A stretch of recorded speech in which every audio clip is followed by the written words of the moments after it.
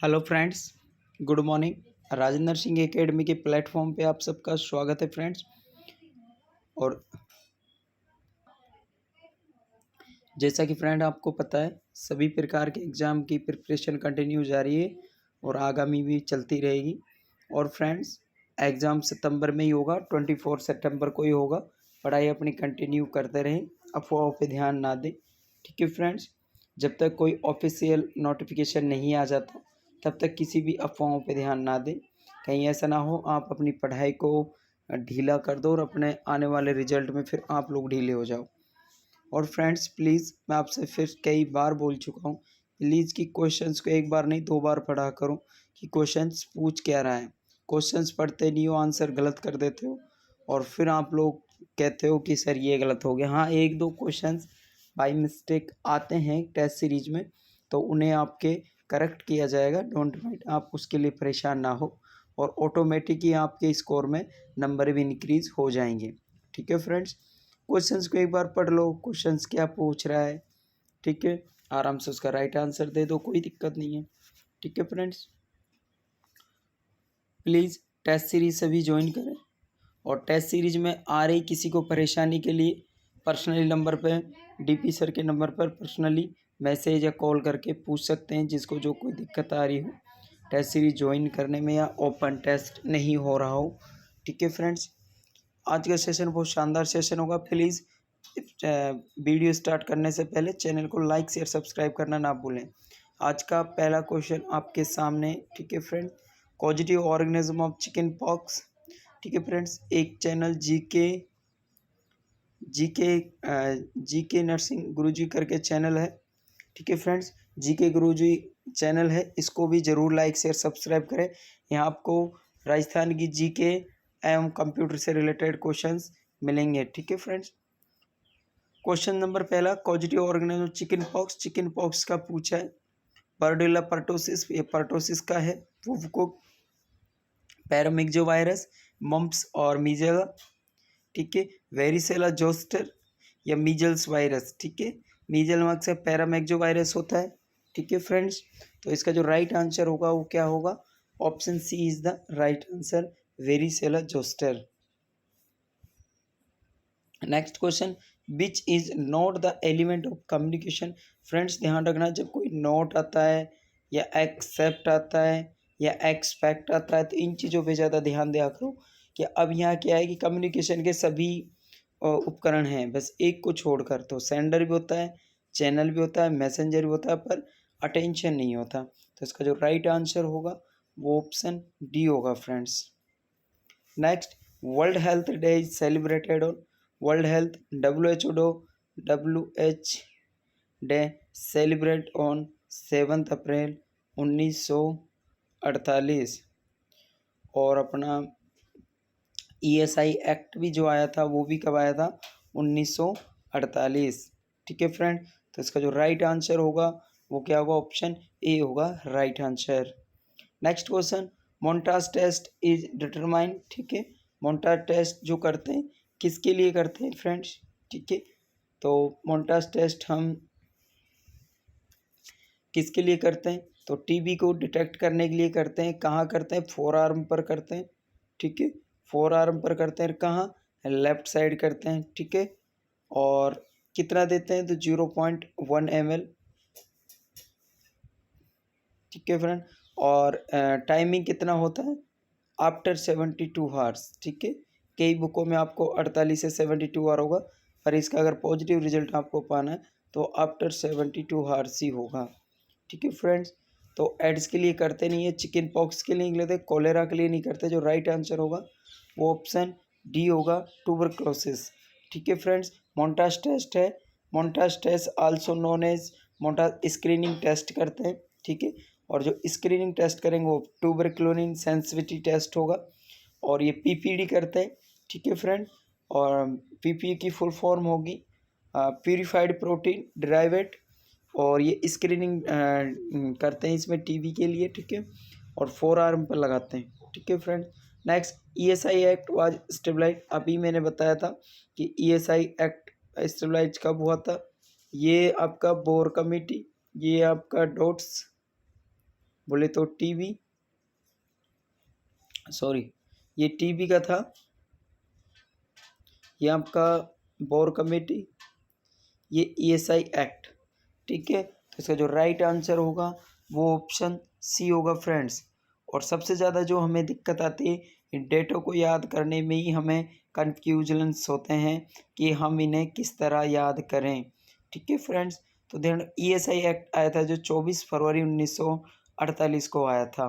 ठीक है friends, date करने में सभी को ही थोड़ा कन्फ्यूजन होता है, तो प्लीज़ थोड़ा सीक्वेंस से याद करें और जिस टॉपिक के लिए डेट याद करें उस टॉपिक को अपने माइंड में सेट करें, फिर दोबारा से डेट को माइनस करें, माइनस प्लस में आपको याद रखना है। अब देख लीजिए, जैसे भाई आपका कोई सा भी उठा लीजिए, आपको जैसे मान लीजिए यूनिसेफ वाला करना था। यूनिसेफ कब आया था? 1946 में। तो ईएसआई एक्ट भी 1948 में आया था और अपना WHO भी 1948 में आया था। तो तीनों ही कब आए थे? ये दोनों कब आए थे? 1948 और वो, तो इसका 2 माइनस कर दो। तो ऐसे इस तरह आप जिस तरह सीक्वेंस में आप याद कर सकते हो, वो इजी वे आपको जिस तरह हो जाए वो आपके उस over. What is the meaning of sense report in hospital? ठीक है, सेंस रिपोर्ट ऑफ हॉस्पिटल इसका मीनिंग क्या है? नंबर ऑफ एम्प्लॉय होना, number of population around hospital, या पॉपुलेशन जो हॉस्पिटल के अराउंड में वो, या फिर number of patient at midnight in hospital, या फिर पेशेंट है जो मिडनाइट हॉस्पिटल में आए हैं वो। ठीक है फ्रेंड, प्लीज़ इसका राइट आंसर एक बार कमेंट सेक्शन में ज़रूर बताएं कि इसका राइट आंसर क्या होगा। और इसका राइट आंसर होगा जो ऑप्शन सी होगा। क्वेश्चंस को what is the meaning of sense report in hospital पूछा है, तो आप एक बार नहीं क्वेश्चंस को 2 बार पढ़ सकते हो, इतना टाइम तो होता है। और फ्रेंड्स ऐसा कोई वो नहीं है क्वेश्चंस आपको ऐसा लग रहा है कि इतने बड़े बड़े क्वेश्चन आएंगे, थोड़ा सा टिपिकल आपको इसलिए टेस्ट दिया जा रहा है कि आप अब टिपिकल से जब निकल के आओगे। देखो, अगर मान लो बाई चांस 1588 पोस्ट हैं, थोड़ी देर मान लीजिए। अब ऐसा तो है नहीं कि बिल्कुल ईजी पेपर दे देगा आपको, भाई उसमें कुछ तो थोड़ा बहुत तो परिवर्तन करेगा ना। अगर मान लो बिल्कुल ही ईजी पेपर दे देगा तो फिर तो सभी 90 80 90 से कोई प्लस पॉइंट ही कम ही नहीं होगा। तो कम से कम वो इस तरह का पेपर तो डालेगा जिस तरह अपना CHO का पेपर था। CHO का पेपर का लेवल टफ था, तो आप जब यहीं से ईजी करके जाओगे तो आपको टफ में दिक्कतें आएंगी। तो इसलिए यहाँ थोड़ा सा आपको पेपर टफ दिया जा रहा है कि आगामी दिनों में आने वाले एग्ज़ाम में आपको किसी तरह की कोई परेशानी ना हो। साइट ऑफ BCG वैक्सीन, ठीक है, BCG वैक्सीन जो लगाएंगे कौन सी साइट होगी? Right thigh, left thigh, right deltoid या लेफ्ट डेल्टोइड? तो ID लगाएंगे, इंटरडर्मल लगाएंगे, कहाँ लगाएंगे? लेफ्ट साइड लगाएंगे, कहाँ लगा? Left deltoid. ठीक है, तो इसका जो राइट आंसर होगा वो ऑप्शन डी होगा। ठीक है friend, next question, WHO ORS packet include except, जो WHO ORS इंक्लूड है उसके अंदर सारी चीज़ें होती है एक को छोड़कर।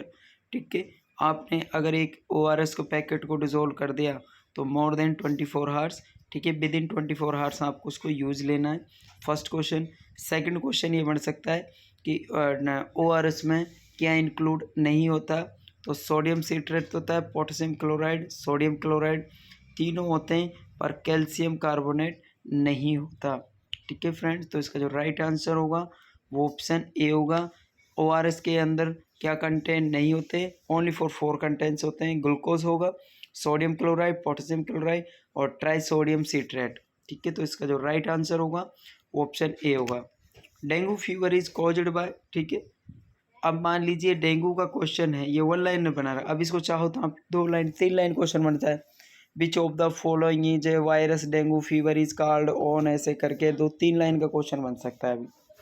और पूछना यही है कि डेंगू फीवर, ठीक है, राइट आंसर बताइए। फंगस होता है क्या, प्रोटोजुअल, बैक्टीरिया या वायरस? तो dengue fever is caused by, तो डेंगू फीवर जो होता है वो किसके द्वारा फैलता है? वो वायरस के द्वारा फैलता है। जो इसका राइट आंसर होगा वो ऑप्शन डी होगा friends. The best method of disposal of hospital waste, hospital waste है वो आपको डिस्पोज करना है। ठीक है, डंपिंग करोगे, कंपोजिशन करोगे, बर्निंग करोगे, इंसर्शन करोगे। ठीक है, जो हॉस्पिटल का डिस्पोजेबल वेस्ट होता है, जो मेथड होता है, उसे कौन सा मेथड यूज किया जाता है फ्रेंड? तो प्लीज़ ध्यान रखना, उसके लिए insertion is the best method of the use. ठीक है, तो इसका राइट आंसर होगा वो ऑप्शन डी होगा फ्रेंड्स, सेशन अब तक कैसा लगा प्लीज़ एक बार कमेंट सेक्शन में ज़रूर बताएं कि अब तक का सेशन आप सबको कैसा लगा। और फ्रेंड्स प्लीज़ आप लोग टेस्ट जब दो उसको इस तरह अपने माइंड में सेट करके ना रखें कि पेपर टफ आ रहा है। आप ये सोचो कि हमें इतनी काबिलियत है कि हम इस टेस्ट को कर पा रहे हैं, और हमें खुद में इतनी गुणवत्ता है कि हम इस चीज़ को क्लियर कर रहे हैं। हमारा स्कोर, अगर उसमें स्कोर आपका 70 B+ आ रहा है, तो भी आप ये समझ लो कि बेस्ट अच्छे स्कोर में हो, अच्छे पाथवे में हो, कोई दिक्कत नहीं है। हाँ, अगर इसमें अगर कम आ जाता है, 60 है, 65 है, तो थोड़ा सा आपको हार्ड वर्क करने की ज़रूरत है। बाकी आपको भी ऐसा डिमोटिवेट होने की ज़रूरत नहीं है। ठीक है friends, next question, stage of malaria fever include all except. ठीक है, मलेरिया की सभी स्टेजेज होती, एक को छोड़कर। ठीक है, तो क्या होगा फ्रेंड्स, आज से कम 8 या 10 महीने पहले मैंने टीएनसी की एक टेस्ट सीरीज का क्वेश्चंस में दे रहा था, तो उसमें लिखा हुआ था मलेरिया में बॉडी का कौन सा ऑर्गन सबसे ज़्यादा इफेक्टेड होता है। आप सबको पता है कि आप सब स्प्लीन करोगे, लेकिन उन्होंने राइट आंसर है जो लीवर मान रखा था। अब आप मान लो कि लीवर मान रखा था, अब मैं भी उसमें सस्पेंशन हो गया कि यार इसमें तो आज तक मैंने तो लीवर की कोई चीज़ पढ़ी ही नहीं कि इसमें लीवर भी इन्फेक्टेड होता है। तो इतना नहीं है कि कभी कभी बड़ी चीज़ों से भी गलतियाँ हो जाती, तो इसलिए आप ऐसी चीज़ों से भ्रमित ना हो। और टेस्ट इंग्लिश में ही प्रोवाइड किया जाएगा, हिंदी में नहीं हो सकता। अगर आपको टेस्ट आपका हिंदी में प्रोवाइड करना है तो क्रोम में जाके ऑप्शंस हैं, वहाँ पे आप अपनी लैंग्वेज बदल सकते हो और आपका टेस्ट है जो हिंदी में हो जाएगा। ठीक है फ्रेंड, नेक्स्ट क्वेश्चन, सभी स्टेजेज होती है, कोल्ड होता है, स्वेट होता है, हॉट होता है, CSH होता है, बट फीवर स्टेज नहीं होती। तो इसका जो राइट आंसर होगा वो ऑप्शन डी होगा फ्रेंड।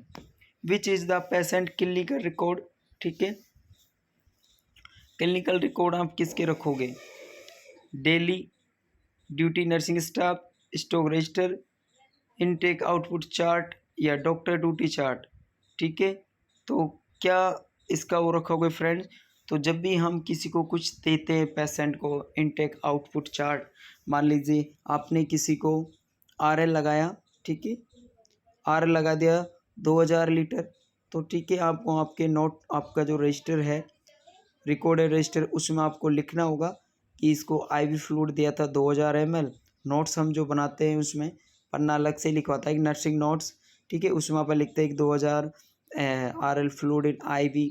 ठीक है, स्लो और विद इन 24 आवर्स। अब उसमें एक्सपाउट भाई इन आउट ये कराया आपने, इन ये दिया है भाई आपने डाल दिया, तो आउटपुट कितना, बाहर कितना आया है वो भी आपको लिखना होगा। जैसे मान लो 1400 ml आया, 1600 ml आया, 1800 ml आया, दे रहे हो IV, और निकलेगा किसने? अब निकलने को तो देखो काफ़ी सारे ऑप्शन होते हैं, बाई माउथ अपने सिक्रेशंस के द्वारा भी आ सकता है, फ्लूइड जितना लॉस हो सकता है। ठीक है, कुछ स्वेटिंग से भी हो जाता है, कुछ हमारा फीकल्स मैटर्स के द्वारा हो जाता है, और सबसे ज़्यादा जो एक्सिक्रेट आउट होगा ये यूरिन आउट के द्वारा। ठीक है फ्रेंड, तो इसका जो राइट आंसर होगा वो ऑप्शन सी होगा। नेक्स्ट, काला हजार डिजीज रिलेटेड टू। ठीक है, काला हजार डिजीज रिलेटेड टू, काला हजार किससे डिलीज है? Mosquito, sand flow, house flow या टिक।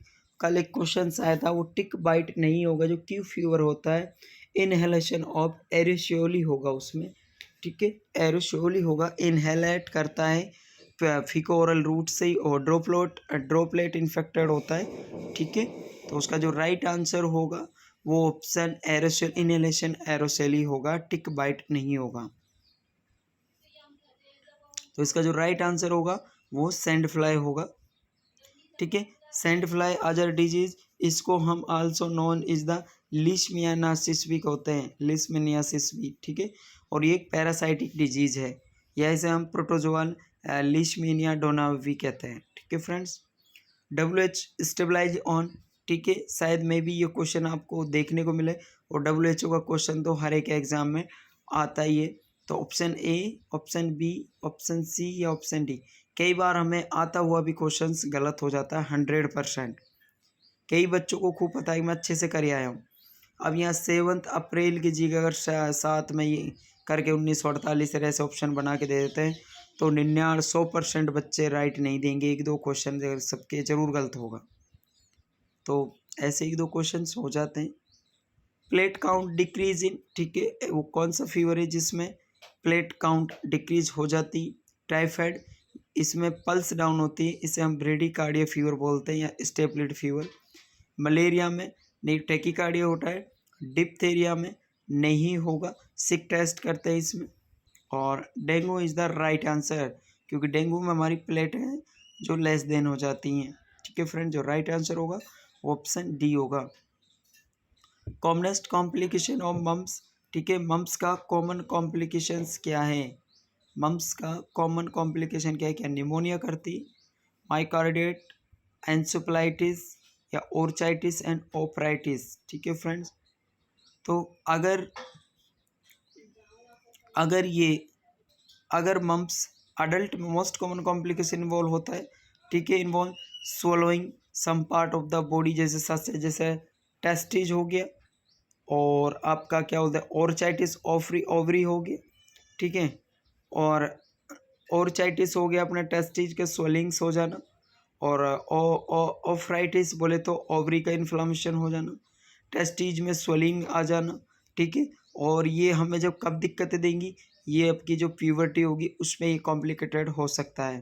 ठीक है फ्रेंड्स, तो इसका जो राइट आंसर होगा वो ऑप्शन डी होगा। और अगर इसका आईवी पूछे, इंक्यूबेशन जो पीरियड होता है वो 18 से 21 डे होता है। ठीक है फ्रेंड्स, कितना होता है? और ये कौन से वायरस डिजीज़ है? पैरामैक्सियो वायरस के द्वारा फैलती है। ठीक है friend, which is the related to the health survey and development community in India? ठीक है, यहाँ हेल्थ सर्वाई पूछा है और डेवलपमेंट कमेटी पूछा है, तो क्या होगा? Bhore committee, Srivastava committee, Mukherjee committee या चड्डा कमेटी? तो प्लीज़ हेल्थ सर्वाई और डेवलपमेंट कमेटी जो फर्स्ट इंडिया में आई थी वो बोर कमेटी ही आई थी। और कब आई थी? 1943 में। ठीक है फ्रेंड्स, करतार सिंह आपकी मल्टीपर्पज़ है, और health survey and planning development है जो मुखर्जी कमेटी है। ठीक है फ्रेंड्स, तो इसका जो राइट आंसर होगा वो ऑप्शन ए होगा। अब तक का सेशन आप सबको कैसा लग रहा है? प्लीज़ एक बार कमेंट सेक्शन में ज़रूर बताएं कि इसका अब तक का सेशन आप सबको कैसा लगा। The commonest cause of maternal morbidity in India. ठीक है फ्रेंड्स, ध्यान रखना 2 शब्द होते हैं, एक होता है मॉर्बिडिटी, एक होता है मॉर्टिलिटी। अगर मॉर्टिलिटी पूछता है तो राइट आंसर होगा एनीमिया, और अगर मॉर्बिडिटी पूछता है तो राइट आंसर होगा हेमरेज। ये दोनों ही क्वेश्चंस को रिलेटेड बहुत शानदार हैं, और आदमी हमेशा इनमें पर डिफ़िकल्टी कर लेता है खुद में कि यार इसका राइट आंसर क्या होगा। तो प्लीज़ जो इसका राइट आंसर होगा वो क्या होगा बताइए? Abortion, infection, sepsis.